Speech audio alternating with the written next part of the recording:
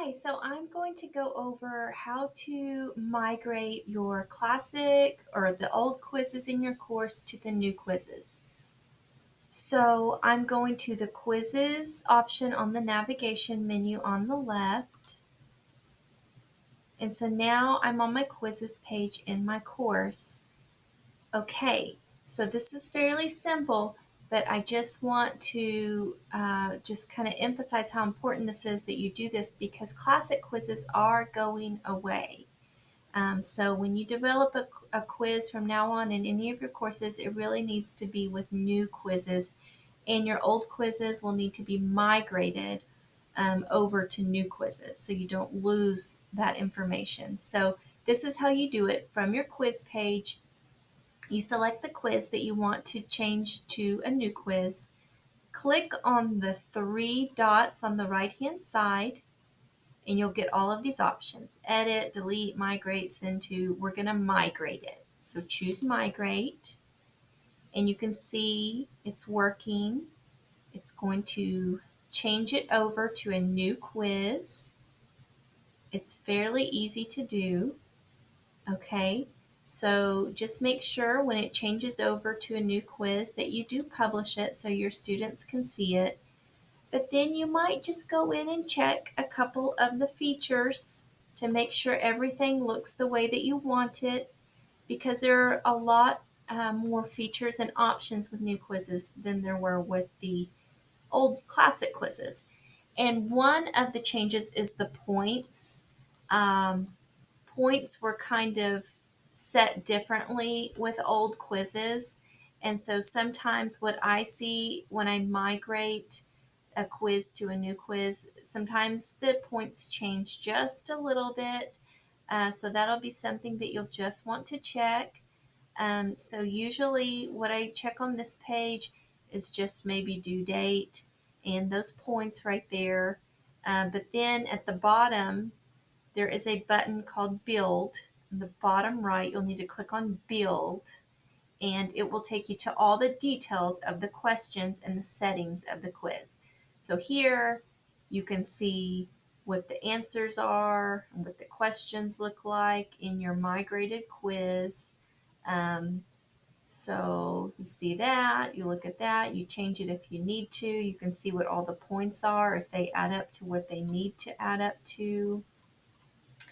And then at the top, go to Settings. And here are all the various different options you can set your quiz to. You can shuffle the questions, shuffle the answers on the questions, make it where there's one question at a time on a page, require a student access code. If this is a quiz that you want to ensure that they're doing it in your presence, in the classroom, or even if it's an online quiz and you want to email them the access code at the right time, exact time you want them to do it, you just want to lock it down to a certain time or when they're in your presence. That's where you would type in a password that only you could give them, and that's the only way they could open the quiz. Time limit is to be set here. You can filter by IP address to make sure they're in a certain location when they take it. You can allow a calculator, basic or scientific, and you can allow multiple attempts, and the score to keep is the highest, average, latest, first. Allow multiple attempts or unlimited or limited. So if you allow multiple attempts and you don't limit it by how many, it's just going to give them unlimited. So that's something that I like to point out. If you don't want them to have unlimited attempts, then you need to specify that. And is there a waiting period you want them to have between attempts? And then down here, there's just all of these other very specific options you can choose.